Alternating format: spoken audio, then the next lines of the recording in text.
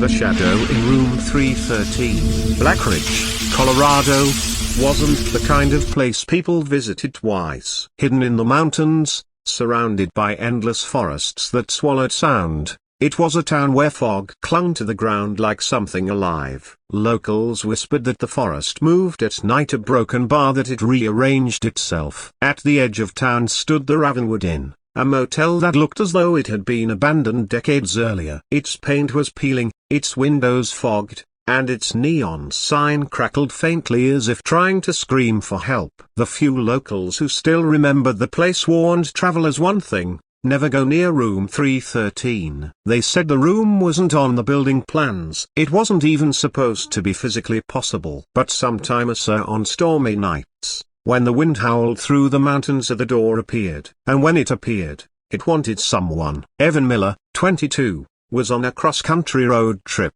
After a fight with his girlfriend, he just drove. No destination, just miles. After 12 hours on the road, the sky turned black, and rain slammed the windshield like gravel. His GPS was dead. His phone kept showing static instead of signal bars. When he saw the sign, Ravenwood Inn, a vacancy, he felt a strange relief. Inside, the lobby smelled like wet wood and old smoke. The desk clerk was an old man with pale skin and eyes so tired they looked bruised. He stared at Evan for a long, uncomfortable minute. "You traveling alone?" the clerk finally asked. "Yeah." The clerk hesitated, then reached under the counter. His hand was shaking as he placed an old brass key on the desk. Key 313. Even though the motel map behind him jumped from room 312 straight to 314. "There's no room 313 on the map," Evan said. "There isn't," the clerk whispered. "And if you see it, don't unlock it." "But you just gave me the key." "I didn't," the clerk snapped. "I would never give that key to anyone." But the key was already in Evan's hand. The hallway was dim, the lights humming as if struggling to stay alive. Evan walked past room 309, 310, 311, 312, a broken bar, then a blank stretch of wall. Thunder shook the building. For a moment, the lights flickered and the blank wall shifted. A black wooden door faded into existence like a negative image developing on photo paper. Room 313. The brass numbers gleamed as if freshly polished. Evan felt a chill crawl up his spine. The key in his hand warmed almost like a heartbeat. Some instinct screamed at him to turn back, to leave, to run. But curiosity was louder than fear. He slid the key into the lock. The door swung open by itself. Cracks spread across the glass like spider webs. The mirror exploded outward. The creature crawled into the room, not stepping, crawling a spider-like, its joints cracking and snapping with every movement. Its jaw unhinged with a wet, tearing noise. Its voice was a whisper made of wind and dead leaves. "You opened the door, a broken bar, so you belong to me now." Evan ran. He grabbed the door handle. It melted into the wall like black tar. The room stretched, bending like an optical illusion. The floor slanted. The walls pulsed. The bed dissolved into ash. The creature approached on all fours, its spine cracking louder, its limbs lengthening. Evan backed into a corner. "No, please see." The creature reached out. Its cold fingers wrapped around his face. Everything went black. In the morning, the hallway was normal again. No door 313. No Evan. Motel guests complained of hearing screams during the night, but the clerk only lowered his head. He knew what had happened. He found something resting on the front desk, a cracked mirror, and inside its dark reflection a broken bar, a face. Evan's face, eyes wide, mouth open in a silent scream. Behind him, in the dark background of the glass, the creature smiled. A week later, a family on vacation checked into Ravenwood Inn. As they walked to their room, the youngest daughter stopped. "Dad, your broken bar, why is there a door here?" Her father frowned. "There's no door, honey." But there it was, a black wooden door. Room 313. And the brass key was resting at the girl's feet, still warm as if held by someone moments earlier. From behind the door came a faint sound. Tap, tap, Long before Evan Miller vanished, a broken bar. Long before Ravenwood Inn became a dying motel on a forgotten road, a broken bar, the land it stood on had already earned reputation.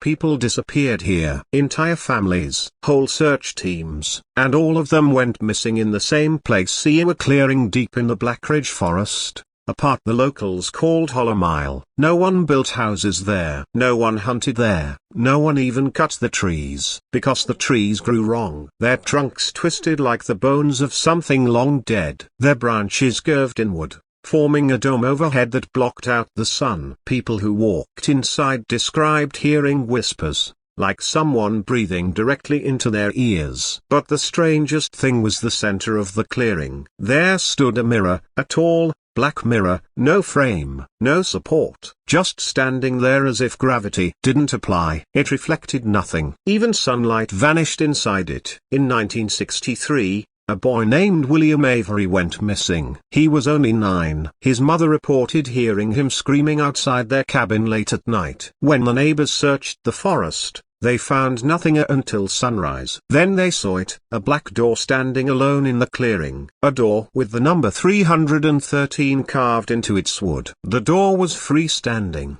not connected to any structure. When they touched the knob, it burned like metal left in fire. The local sheriff ordered everyone away. But William's mother refused. She ran toward the door, screaming his name. The sheriff grabbed her arm. The door vanished instantly, like it had never existed. But where the door had stood, a mirror fragment lay on the ground, sharp, cold, black. And in it, she swore she saw the outline of her son's face in the reflection, pressed against the glass, screaming. No one believed her. But she never stopped searching the woods, until she vanished too. They found her shoes in the clearing. Nothing else. Years later, in 1971, developers decided to build a motel on that land. Locals protested, but money talked louder than warnings. Workers noticed strange things immediately. Toolboxes vanished overnight. Entire walls appeared where none had been built. The blueprint room would be locked, yet furniture inside would rearrange itself. One night, a group of workers heard faint tapping in the unfinished east wing. Tap, tap, tap. They followed the sound and found a door standing alone in the hallway, even though no door had been installed there. Carved on it, 313. The foreman tried to call the police, but his voice died in his throat when the door began to slowly open on its own. No one stayed in the building after dark ever again. When the motel was completed, room 313 did not appear on the plans. There was room 310, 311, 312, a broken bar, then 314. But guests soon reported something disturbing.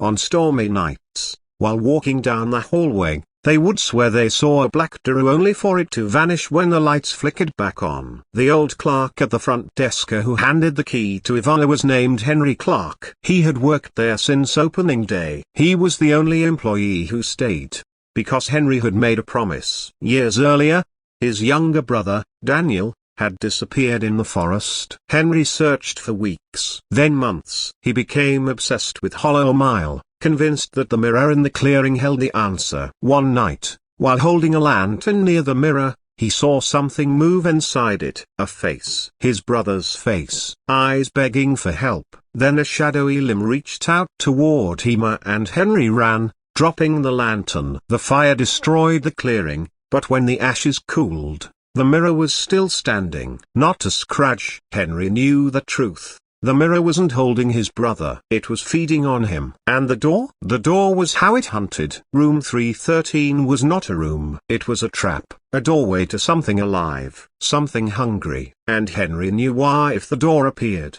someone had already been chosen. But the key, a broken bar, the key always found its way into someone's hand. Henry never gave it to Evan. It appeared there because the creature chose him the moment he stepped inside Ravenwood Inn. After dozens of disappearances, guests, travelers, even a few locals, so Ravenwood Inn became a place the town avoided. But the forest didn't care. The mirror wanted souls. The door wanted to open. And the creature behind the glass wanted to crawl into the world whenever it could. The storm that night was perfect. Lightning, darkness, a traveler alone. Evan didn't stand a chance. The room smelled like mold, soil, and something old. Too old, like a house that had been underwater for decades. The wallpaper was torn, revealing dark, pulsing stains beneath. A single bulb flickered overhead. And against the far wall hung a mirror, tall, wide, and pitch black.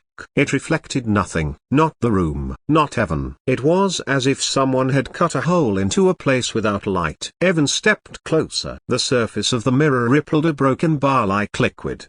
Behind the surface, something moved. A shape. A tall, thin figure, limbs bending in ways bones should not allow. Its head tilted sharply, as if listening. Its fingers were impossibly long, almost touching both sides of the mirror. Its eyes snapped open. White, empty, hungry. Evan stumbled backward, knocking into the bed. The figure raised one long arm and tapped the inside of the mirror. Tap, tap, tap.